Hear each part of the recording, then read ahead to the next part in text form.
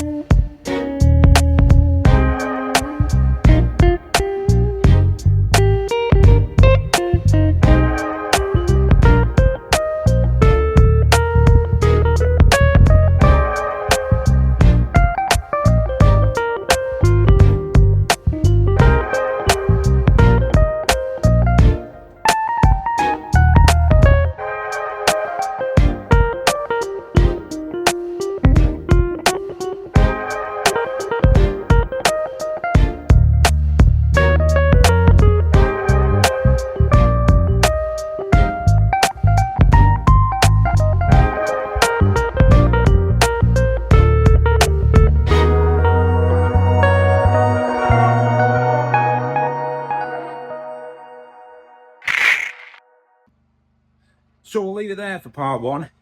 In part two, we'll actually drop the lump out and then we'll pull the rear beam off the car as well. But as you can see, this body shell is completely rotten. So what would you do? Would you try and repair this body shell? Or do you think you might just find a new home for this engine and running gear?